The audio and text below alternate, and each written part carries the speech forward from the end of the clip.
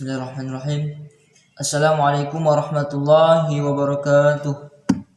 Syukur kita kepada Allah yang telah memberikan kita berupa nikmat kesehatan, nikmat keimanan, nikmat Islam, sehingga kita masih bisa diberi kesempatan untuk bisa melanjutkan aktivitas kita, yakni berupa belajar, meskipun pembelajaran kita kali ini memakai sistem online. Baik, di sini yang kami hormati dosen pembimbing mata kuliah teori administrasi Ibu Wasyah Sufi SOS MSI, yang kami banggakan teman-teman yang ada pada pembelajaran online kali ini. Baik, di sini saya dari kelompok 2 ingin menjelaskan sesuai dengan tema kami, pergeseran teori administrasi. Di sini saya akan menjelaskan apa itu OPA, The Old Public Administration. OPA ini pertama kali dikemukakan oleh seorang presiden Amerika Serikat dan Woodrow Wilson. Beliau menyatakan bidang administrasi itu sama dengan bidang bisnis. Maka dari itu muncul konsep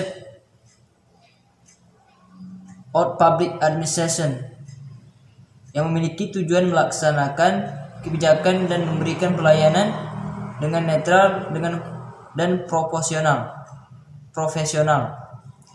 Administrasi publik klasik dimulai ketika awal kelahiran dari administrasi publik itu sendiri, sebagaimana dijelaskan oleh Teguh Kurniawan, pergeseran paradigma administrasi publik dari perilaku model klasik dan NPM ke governance.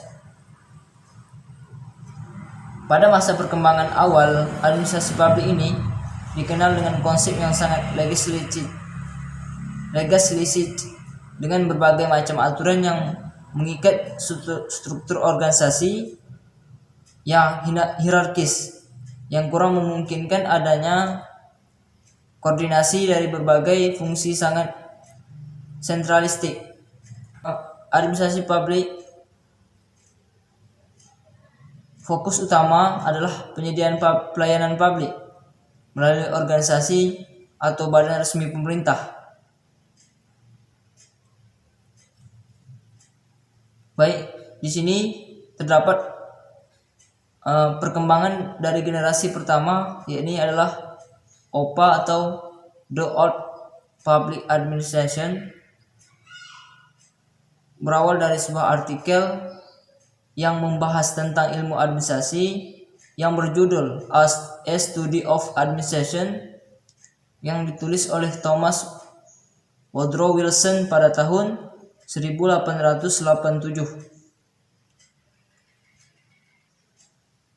Di sini meskipun demikian, dalam paradigma sistem administrasi model klasik atau OPA, ini dapat ditarik kesimpulan, yaitu dalam menjalankan suatu birokrasi pemerintahan diperlukannya sifat profesional, penerapan aturan dan standarisasi dengan tegas, serta sikap yang netral dan perilaku yang mendorong efisiensi dan efektivitas. Yang menjadi fokus utama adalah kebijakan publik dan administrasi negara dipahami sebagai penataan dan implementasi kebijakan yang berfokus pada satu cara terbaik. Administrasi publik memainkan peran yang terbatas dan perumusan kebijakan publik dan pemerintahan. Mereka hanya bertanggung jawab mengimplementasikan kebijakan publik, sedangkan pelayanan publik harus diselenggarakan oleh administrator yang bertanggung jawab kepada pejabat politik atau ex official dan dengan diskresi terbatas. Administrator bertanggung jawab kepada pimpinan, pejabat, politik yang telah terpilih secara demokratis. Kelemahan dan kelebihan OPA. Dalam OPA, pemerintahan masih kaku dan sentralistik karena masih kuatnya kewenangan penuh oleh pemerintah dalam membuat kebijakan. Hal ini berindikasi adanya kebijakan yang menguntungkan pemerintah saja, tapi tidak dapat mensejahterakan masyarakat umum. Kemudian, paradigma OPA kurang relevan dalam menempatkan persoalan-persoalan publik karena memiliki landasan filosofis dan ideologis yang kurang sesuai dengan administrasi negara, yakni menerapkan prinsip keterbukaan dan responsiveness, sehingga perlu dibuatnya paradigma baru. OPA juga kurang efektif dalam memecahkan masalah dan memberi pelayanan publik. Selanjutnya, OPA terlalu menyederhanakan realitas struktur sosial kemasyarakatan. Kelemahan selanjutnya adalah karakteristik formalisme birokrasi yang seringkali dikendalikan oleh hubungan-hubungan informal, lalu tidak tumbuhnya rasa memiliki di kalangan birokrat. Hal ini disebabkan birokrasi difungsikan hanya sebagai pelayan kekuasaan dan pelayan rakyat. Kelemahan yang terakhir adalah birokrasi hanya dipersiapkan untuk pekerjaan-pekerjaan rutin. Karena itu, birokrasi seringkali tidak sensitif dan tidak mampu merespons dengan cepat perubahan yang terjadi di masyarakat. Kelebihan dari OPA adalah politik yang tidak mencampuri kegiatan administrasi di pemerintahan, sehingga tidak ada hasil dari kegiatan administrasi terhadap publik yang berbau politik. OPA juga memampukan birokrasi memiliki daya stabilitas yang sangat tinggi, karena para birokrat diputuskan berdasarkan pertimbangan objektif. Para birokrat dilindungi dari kesewenangan hukum dan masa depan para birokrat terjamin. Struktur birokrasi yang kompleks dan formal serta berdasarkan dokumen resmi akan menghindarkan birokrasi dari penyalahgunaan wewenang, baik oleh birokrasi karir maupun birokrasi politisi yang berkuasa untuk sementara.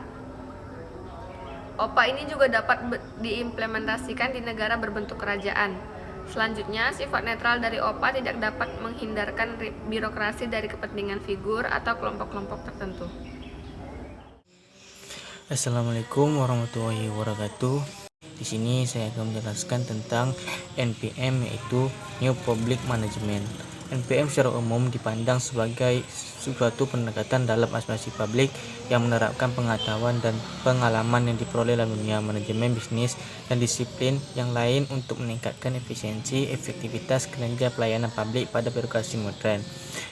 NPM adalah suatu sistem manajemen digital dengan perangkat-perangkat manajemen baru seperti controlling, programming, dan learning manajemen. Bagi lain, NPM dipahami sebagai prioritas jauh mungkin atas aktivitas pemerintah. New Public Management merupakan sistem manajemen administrasi publik yang dikenal aktual di seluruh dunia. Dikembangkan oleh Anglo-Amerika sejak paruh kedua tahun 80-an dan telah mencapai status sangat tinggi, khususnya di Selandia Baru. Perusahaan-perusahaan umum birokrasi, pasar tenaga kerja umum swasta dan birokrasi. NPM memiliki ciri-ciri berikut: pengendalian birokrasi pada persaingan dengan cara pemisahan wewenang antara pihak yang berdana dan pihak pelaksana tugas, memfokuskan pada efektivitas, efisiensi, dan mutu pelaksanaan tugas, pemisahan manajemen strategis dari manajemen operasional dalam pemberian order dan anggaran umum, pelaksanaan order lakukan bersama. Kelemahan paradigma administrasi publik NPM.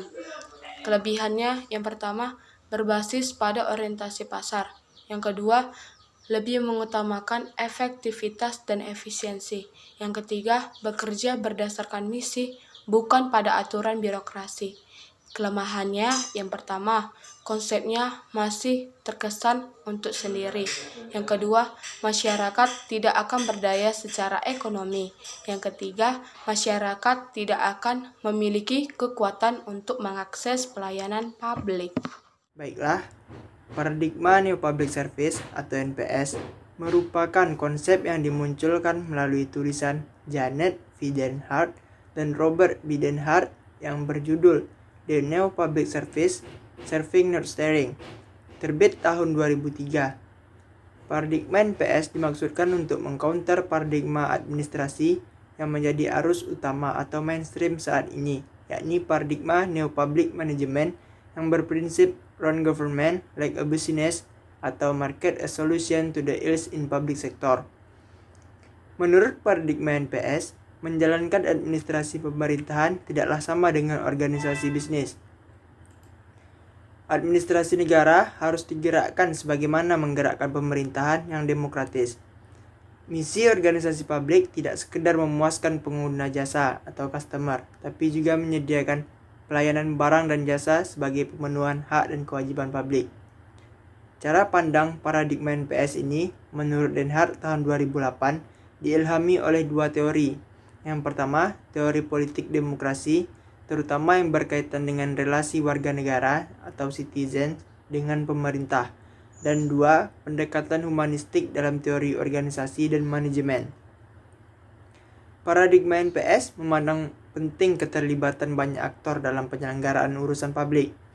Dalam administrasi publik, apa yang dimaksud dengan kepentingan publik dan bagaimana kepentingan publik diwujudkan tidak hanya tergantung pada lembaga negara. Kepentingan publik harus dirumuskan dan diimplementasikan oleh semua aktor baik negara, bisnis, maupun masyarakat sipil. Di sini saya hanya menemukan dua tokoh dalam NPS ini. Yang pertama, Janet V. Den Haag, yang kedua, Robert B. Den Haag. Paradigma NPS kelebihannya adalah paradigma ini berkesejahteraan sosial dan mementingkan masyarakat. Paradigma ini membuat peran pemerintah sebagai pelayan publik lebih jelas, selain sebagai pembuat kebijakan. Di sini masyarakat bisa menuntut apabila ada yang kurang dari pelayanan para pemerintah. Kekurangannya tidak ada secara teori, tapi secara praktek ada, tergantung siapa yang melaksanakannya. Berhasilkah pelaksanaan itu dilaksanakan oleh orang yang melaksanakan tersebut. Sekian presentasi dari kelompok 2. Apabila ada kesalahan, kami mohon maaf. Terima kasih.